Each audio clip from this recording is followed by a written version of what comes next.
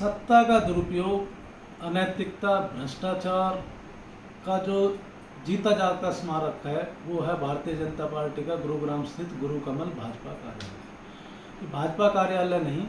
ये 350 करोड़ रुपए का घोटाले की ज़मीन पर घोटाला करके हासिल की गई 350 करोड़ रुपए की ज़मीन पर करोड़ों रुपए की लागत से बनाया हुआ भारतीय जनता पार्टी के नेताओं के भोग विलास के लिए बनाया गया ये महल है। तो इसका कारण कि हम ये ऐसा क्यों कह रहे हैं कि ये जो ज़मीन है, ये 1 एकड़ ज़मीन है, ये राष्ट्रीय राजमार्ग संख्या 48 के साथ लगती हुई सेक्टर 30 की ज़मीन है। सिग्नेचर टावर जो इंडिया का भारत का एक बहुत कमर्शियल कम्प्लेक्स में बहुत बड़ा लैंडमार्क है, उसके बिल्कुल सटी हुई ज़मीन है। इसकी कीमत का अंदाज़ा आप इस चीज़ से लगा सकते हैं कि यहाँ से मात्र 200 मीटर की दूरी पर 2017 या 18 में मनोहर लाल खट्टर जी के हुड्डा विभाग ने 327 करोड़ रुपए की 1 एकड़ ज़मीन हुंडई जो कंपनी है कार बनाने वाली, उसके ऑफिस के लिए अलॉट करी थी। उससे मात्र 200 मीटर दूर ये उसी लोकेशन पे और उसी लाइन पे ज़मीन है, और ये मात्र 10 करोड़ रुपए में भारतीय जनता पार्टी के कार्यालय के लिए मनोहर लाल, जो भाजपा के मुख्यमंत्री मनोहर लाल खट्टर जी है, के द्वारा दे दी गई। अब इसमें सत्ता का दुरुपयोग और अनैतिकता की बात यह है कि 2010 में भारतीय जनता पार्टी को कार्यालय के लिए सेक्टर 41 जो गुरुग्राम का है, वहाँ पे 1 एकड़ ज़मीन अलॉट हुई थी 10 करोड़ रुपए के न्यूनतम रेट में।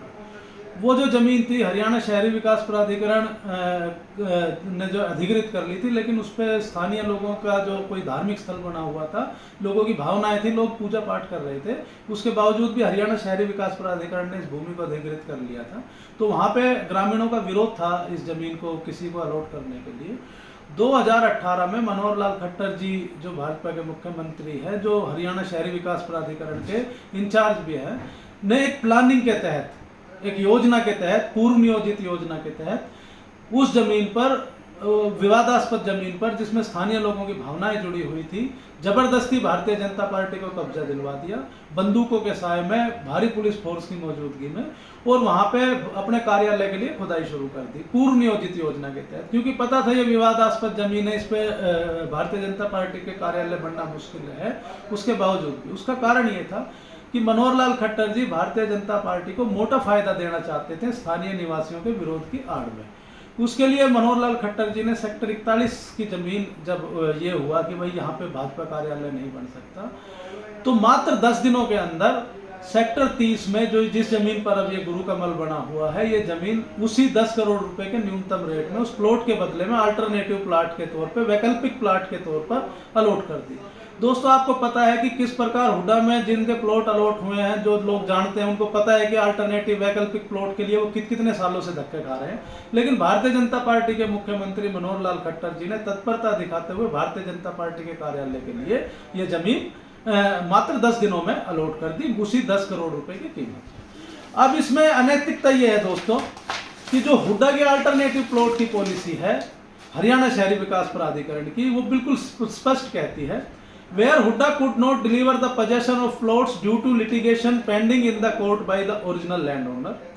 the alternative plot should be given in the same sector out of the balance available vacant land। यानी कि अगर जो किसी प्लॉट पे विवाद है, किसी को अलॉटी को अलॉट हुआ, उस पर विवाद है, तो हरियाणा शहरी विकास प्राधिकरण उसी सेक्टर में अलॉटी को अल्टरनेटिव, या जिसको हम हिंदी में वैकल्पिक प्लाट कह सकते हैं, वो अलॉट करेगा। लेकिन मनोहर लाल खट्टर जी ने तमाम नियमों को ताक पर रखकर, नैतिकताओं को ताक पर रखकर सेक्टर 41 की जगह बेसकीमती जो जमीन है सेक्टर 30 में, जिसका एफआईआर भी 500% है। दोस्तों, एफआईआर का मतलब फ्लोर एरिया रेशियो होता है। जनरली 175% एफआईआर मिलता है जब हम नक्शा पास करा के अपनी बिल्डिंग बनाते हैं। तो यानी कि इस पे हम 3 गुना ज्यादा भवन हाइट का बना सकते हैं, क्योंकि ये नेशनल हाईवे के साथ सटी हुई होगी और यहाँ पे दिल्ली अलवर जो मेट्रो लाइन है वो निकल रही है, इसलिए इसका एफआईआर 350 से 500% हो गया। इसके लिए भी भारतीय जनता पार्टी को कोई एडिशनल चार्ज नहीं देना पड़ा।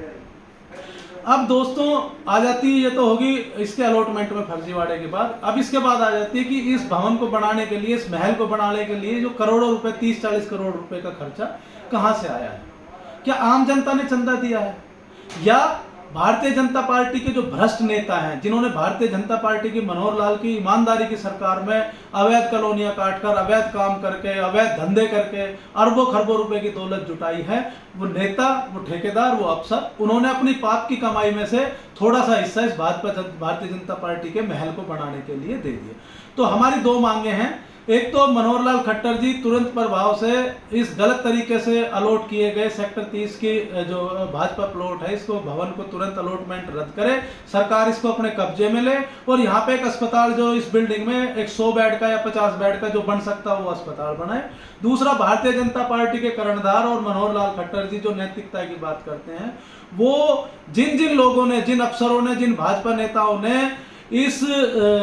भाजपा कार्यालय के निर्माण के लिए चंदा दिया है, उन लोगों की लिस्ट सार्वजनिक करें ताकि जनता को पता चल सके कि किन का, जनता का जो बेशकीमती, जो खून चूस के, जो भ्रष्टाचार के द्वारा दौलत जुटाई गई है, उन लोगों ने कितना चंदा दिया है, उन अफसरों ने, उन भाजपा नेताओं ने कितना चंदा दिया है और आम जनता ने कितना चंदा दिया है। धन्यवाद।